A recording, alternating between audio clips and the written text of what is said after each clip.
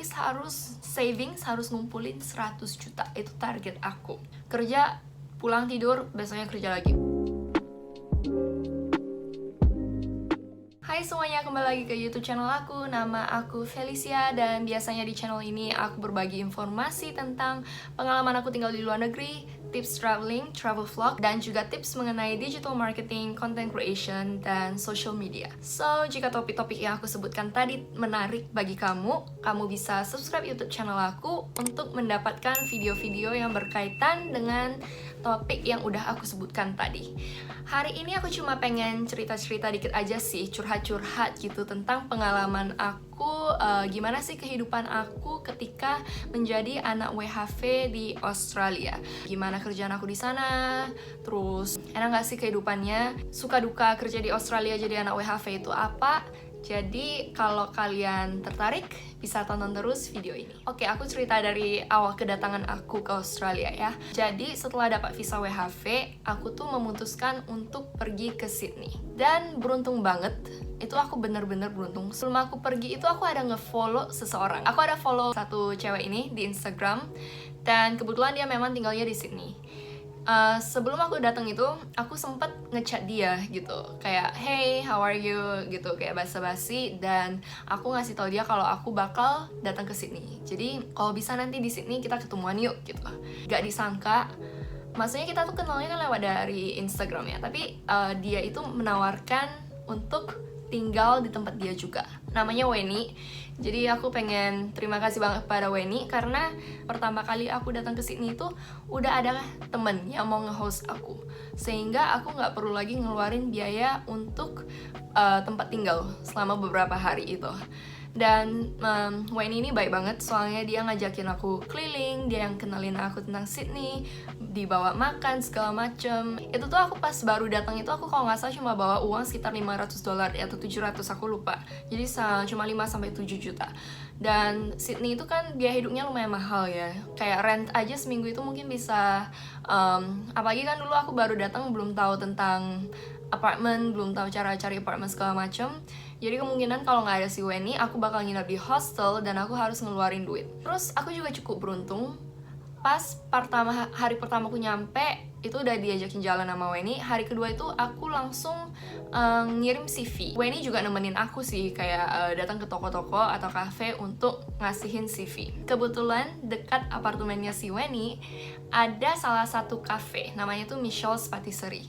Dan aku langsung aja ngasih CV aku, dan langsung besoknya, oke, besok kamu datang aja interview gitu. Besok datang interview, semuanya oke, dan aku langsung kerja. Jadi hari ketiga itu udah dapat kerja. Itu aku seneng banget sih rasanya gitu, langsung dapat kerja. At least nggak perlu terlalu musingin tentang uang lagi. Nah, jadi di Michelle's ini kerjaan aku itu sebagai all-rounder. Itu adalah sebuah cafe, tapi kebanyakan sih rata-rata take away ya, walaupun ada yang dine in juga, ada yang duduk dan makan. Kerjaan aku tuh ngerangkap kasirnya, jadi mereka ada jual dessert, tart, pastry, dan biasanya aku yang ngambil-ngambilin. Shift aku itu dari jam 6 pagi sampai 10 pagi. Awalnya itu rada kagok ya, soalnya sistemnya gampang, cuma pas nerima order, apalagi ngedengerin aksennya orang-orang Australia ini, orang Sydney itu, aku tuh awalnya itu pertama bener-bener nggak tahu apa yang mereka omongin. Soalnya mereka pesan kopinya kayak gini, oke, one small cup, 2 sugar please. Mereka singkat-singkat gitu, jadi kayak cappuccino bilangnya cuma cup. Terus one flat white with 3 soy flat white bla bla bla. Pokoknya 5 orderan pertama tuh aku nggak nangkep banget itu mereka ngomongnya apa, sehingga staff yang lain tuh harus ngebantu aku. Di cafe ini kerjaan aku cukup santai, walaupun aku startnya itu dapat cash on hand ya. Start salary-nya itu $15, cuma ujung-ujungnya itu naik ke 17.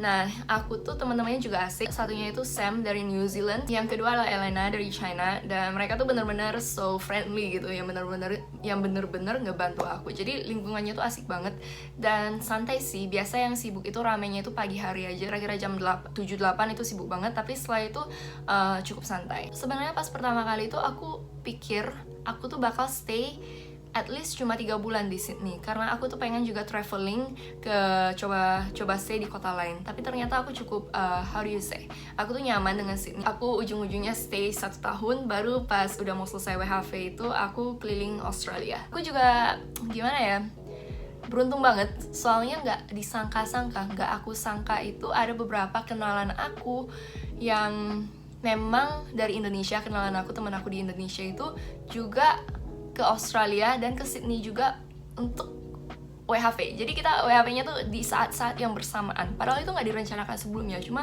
bener-bener di saat yang bersamaan. Ada Fahmi, Putri, sama Medi. Mereka itu travel blogger ya. Jadi memang sebelumnya aku udah kenal karena memang pernah ngetrip bareng gitu lah. Jadi kalau nggak salah cuma beberapa hari setelah aku datang gitu mereka mereka datang ke sini untuk WHV juga. Jadi seru banget. Kemudian ada teman kuliah aku, Vivi. Itu tuh dia juga datang ke Sydney di saat yang lumayan bersamaan. Nah terus ada siapa aja? Ada Helen, teman SMA aku dari my hometown gitu. Itu juga datang ke Sydney untuk sekolah lagi. Jadi benar-benar di Sydney itu aku ada temennya gitu. Padahal nggak direncanain sebelumnya, nggak ada rencana. Aku juga nggak tahu ternyata mereka tuh WHV-nya di saat yang bersamaan sama aku gitu. Kebetulan kerjaan aku tuh cuma hari Senin sampai Jumat ya, jadi Sabtu Minggu itu day off. Tiap weekend itu pasti kami jelajahin itu kota Sydney. Dan serunya di Sydney itu untuk weekend tiket kereta itu maksimumnya itu cuma $2,5. Jadi kamu bisa menggunakan kereta kemana aja, tapi setelah sampai $2,5 habis itu gratis. Sydney juga banyak pantai-pantai yang indah, terus juga banyak national park. Jadi kita tuh sering banget yang namanya bushwalking. Jadi kayak nge-trek ke air terjun, ke Blue Mountains, ke Bondi Beach segala macam. Di Bondi Beach itu ada satu walk namanya tuh Bondi to Coogee Walk. Itu tuh seru banget deh, cakep banget. Jadi bener-bener weekdays-nya itu aku jadi babu banget dan weekend-nya itu ya bisa explore gitu. Oke, jadi tadi aku udah ceritain kalau kerjaan pertama aku tuh di Michelle's Patisserie. Kerjaan kedua itu aku dapet di restoran Jepang. Cuma kurang cocok, gajinya juga rendah gitu ya, cuma $13. Dan kerjanya itu apa ya, dia tuh di restoran yakiniku ya, pokoknya barbecue gitu. Jadi kita harus membersihkan pan-pannya itu kayak ribet banget. Terus juga aku kurang nyaman lah gitu sama tempatnya. Jadi aku cuma kerja 2 hari ya kalau nggak salah dan quit. Enaknya di Australia itu kamu nggak ada gimana ya, even kalau sehari kamu udah nggak suka, itu kamu quit aja itu nggak apa-apa sih. Nggak ada rasa, maksudnya segan atau gimana, itu kayaknya mereka biasa aja. Awal-awalnya aku juga gitu, kayak aduh segan banget gitu ya. Kayak baru kerja sehari, 2 hari udah mau quit. Tapi ternyata setelah aku denger dari teman-teman lain yang udah di Sydney juga, nggak apa-apa lah, santai aja. Mereka juga nanti bakal cari yang baru kok, itu nggak masalah. Aku juga sempat dapat kerjaan yang cuma sekali kerja ya. Jadi sekali itu aku kerja di seharian untuk bazar. Jadi mereka ada buka booth gitu ya untuk sebuah bazar. Jadi aku kerja di sana. Terus pernah juga dapat kerjaan ngajarin anak kecil basket. Jadi kayak nge-private tutor gitu loh, kayak jadi guru pelatih basketnya gitu, pelatih basket private anak kecil ini. Sebenarnya itu bayarannya lumayan sih. Kalau nggak salah nggak lama juga sih, paling cuma sebulan 2 bulan ya, aku juga lupa. Pagi aku udah kerja di Michelle's di cafe. Terus siangnya itu aku dapat kerjaan di salah satu food court yang menyajikan makanan Vietnam. Jadi mereka tuh lokasinya di gedung perkantoran, cuma di lantai paling bawahnya itu ada food court. Jadi pas lunch makan siang itu yang pada kerja di gedung itu dateng ya. Jadi mereka tuh jual Vietnam beef noodle soup, terus ada spring roll, salad segala macam. Itu aku juga tahannya lama banget. Environmentnya asik banget. Jadi itu rata-rata pada anak muda juga yang kerja di sana. Kerjaan aku tuh lebih ke cashier. Itu aku start dari jam 11 sampai jam 4 sore. Enaknya sih kalau kerja di restoran biasa mereka ngasih makan ya. Jadi even di kayak tempat Vietnam ini setelah aku kerja itu aku dapat makan lagi. Even di Michelle's juga pagi-pagi itu aku dapat kopi, terus aku makan pie-nya gitu juga, bikin toast sendiri itu nggak apa-apa. So, balik lagi aku kerja ya, itu dari jam 5.30, ujung-ujungnya sih aku start dari 5.30 di Michelle, soalnya aku juga yang harus opening toko tersebut. Jadi 5.30 sampai 10 pagi itu aku kerja di Michelle. Selesai kerja, aku langsung naik train untuk ke tempat kerja yang kedua, yaitu di food court Vietnam tadi. Itu aku start dari jam 11 sampai jam 4 sore. Gak sampai di situ aja guys, malam hari aku ada kerja juga. Bener-bener gimana ya, soalnya aku tuh ada target aku itu selama setahun itu aku at least harus savings, harus ngumpulin 100 juta. Itu target aku. Jadi dari awal itu aku bener-bener kerja keras. Kalau disuruh kerja, oke, aku bakal kerja. Kalau ada kerjaan, oke, aku pergi gitu. Even walaupun hari off aku ya, itu aku bener-bener ngerasa jadi babu banget loh. Kayak let's say hari ini hari off aku, cuma aku diminta masuk kerja. Dan itu tuh posisi aku tuh capek banget, soalnya aku kerjanya dari jam 5.30 pagi, terus actually aku sampai 11 malam sih kerja, soalnya ada kerjaan ketiga lagi yang belum aku sebutkan ini. Nah, aku capek banget, tapi I don't know why, aku juga gak tahu kenapa aku I'll go, aku jawabannya pasti oke. Itu bener-bener jadi babu banget dah di sana, kayak greedy banget sih aku. Sebenarnya nggak perlu sampai segitunya sih, aku juga nggak tahu, mungkin karena aku udah target ya. Jadi bener-bener kerja keras dari awal. Kerjaan ketiga aku itu malam hari, itu di resto Korea. Di restoran Korea ini bener-bener apa ya, kayak semi fine dining gitu. Jadi kita harus, misalnya mereka order ini, kita harus bener-bener nyajikan dari starter, terus ada mainnya, baru ke dessert. Jadi ada aturannya gitu kan. Yang punya itu chef, yang satu dari yang satu Korean, yang satu tuh Australian. Dan makanannya tuh rada-rada fusion. Enak banget sih, aku udah coba makanannya itu enak banget. Dan salah satu the best food that I've had gitu. Itu bener-bener enak banget makanannya. Cuma ya aku cuma makannya sekali 2 kali, soalnya kita nggak dapet di restoran itu nggak dapat meal gratis, tapi dapat diskon. Kalau misalnya ngebawa teman datang ke resto Korea ini, aku dapat diskon. Jadi di restoran Korea itu aku kerja dari jam 6.30 sampai jam 10 atau jam 11 malam, tergantung hari itu rame atau enggak ya.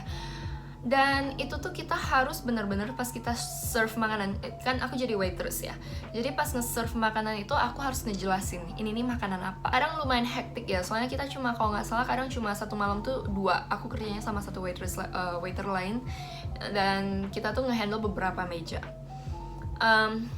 Pernah juga aku dimarahin gitu sama chefnya, soalnya kayaknya kerja di kitchen itu mereka tuh bener-bener under pressure banget. Misalnya kalau kita ada buat kesalahan, misalnya salah order atau salah apa gitu, salah ngasih, itu tuh bakal nge-push semuanya ke belakang gitu. Lumayan beda sih, soalnya di Michel's itu aku nggak terlalu nge-serve, karena biasa mereka either ngambil sendiri atau take away.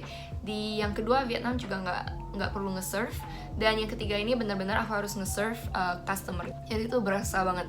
Cuma aku oke aja sih, maksudnya aku bisa kerja di restoran Korea ini cukup betah gitu ya istilahnya. Cuma sayangnya mereka di tengah-tengah itu tutup. Jadi pas tutup itu aku cari kerja lain, dapet di restoran Itali. Itu aku kalau nggak salah udah mau selesai WHV juga sih. Jadi kalau nggak salah cuma 2 bulan ya aku kerja di sana. So ya, jujur WHV di Australia itu one of the lowest points in my life gitu. Kenapa? Karena mungkin aku terlalu maksain diri juga. Dan mungkin karena aku selalu capek kerja juga dan nggak berhenti. Actually I'm being a bit greedy as well. Like money makes you greedy I guess. 6 bulan pertama tuh aku udah ngumpulin 100 juta. Karena aku kerjanya itu kan dari jam 5.30 pagi, bayangkan sampai jam 11 malam. Besoknya jam 5 aku bangun lagi, itu hampir setahun aku ngulangin cycle yang sama gitu ya. Jadi dalam 6 bulan itu aku udah ngumpulin $10,000. Cuma aku muncul pikiran, 6 bulan aja aku bisa ngumpulin $10,000, kenapa aku nggak nambahin jadi $20,000 gitu. Jadi aku ujung-ujungnya dalam setahun itu aku bakal coba untuk ngumpulin 200 juta. Ujung-ujungnya sih kumpul juga sih, cuma ya hidup aku sekarat lah di sana. Pokoknya nggak ada yang bikin aku fun gitu, itu cuma weekend doang. Jadi setiap weekend itu aku bakal jalan sama Fahmi, Vivi, itu kita explore daerah-daerah di Sydney. Cuma weekdaysnya itu bener-bener kerja keras lah ya di sana. Pulang-pulang juga aku juga stay, ada roommate aku tuh, kita juga jarang ngomong sih ya. Bener-bener yang kerja, pulang tidur, besoknya kerja lagi, pulang tidur, besoknya kerja lagi. So pretty much my life kayak gitu sih di Australia. Even before like sebelum aku datang ke Australia itu, I had a relationship with my ex gitu ya. Aku punya pacar, cuma mungkin I don't know, my life is a bit stressful. Kayak lumayan stress sih hidup aku di Australia. Jadi hubungannya nggak lancar, jadi putus juga. Terus sempet juga kayak my relationship, hubungan aku sama keluarga juga kayak kurang baik lah gitu ya. Bukan kurang baik lah, pokoknya banyak tekanan gitu lah di Australia. So mungkin kalian kalau mau ke Australia boleh kerja gitu. Cuma I think it's better for you to have fun as well. Harusnya mungkin dari awal aku kayak stay di beberapa kota gitu ya. Cuma I don't really regret lah gitu, soalnya habis dari Australia at least aku punya uang dan bisa traveling, bisa santai, bisa istirahat ya. So dari pengalaman aku sendiri, mungkin orang lain itu pengalamannya kan mungkin berbeda juga ya, but from my own experience, nggak cuma enaknya aja sih, jadi banyak dukanya juga. Bayangkan selama setahun aku kerja 3 kerjaan di Australia, start dari 5.30 pagi sampai 11 malam. Itu tuh capeknya tuh banget sih. So yeah, I guess that's it about my experience working in Australia. Mudah-mudahan ada bayangan dikit bagi kalian. Aku sebelumnya udah bikin video tentang apa aja yang harus kamu persiapkan cara mencari kerja di Australia. Kamu bisa klik link di atas. Jadinya pas dateng gitu kamu udah tahu apa yang harus kamu persiapkan. That's it so far. But I mean like even di akhir aku, pas aku udah selesai gitu, aku sempet traveling juga. Jadi aku road trip, backpackeran keliling Australia selama sebulan. Habis itu aku ke New Zealand sama Vivi sama Fahmi, itu seru banget sih. So yeah, I think that's pretty much of it. Aku juga suka sama Sydney karena Sydney itu banyak banget pantai-pantainya, itu cakep banget. Gak bakal bosan setiap minggu explore Sydney. So yeah, that's it. Mudah-mudahan di video ini kebanyakan curhatannya kali ya aku.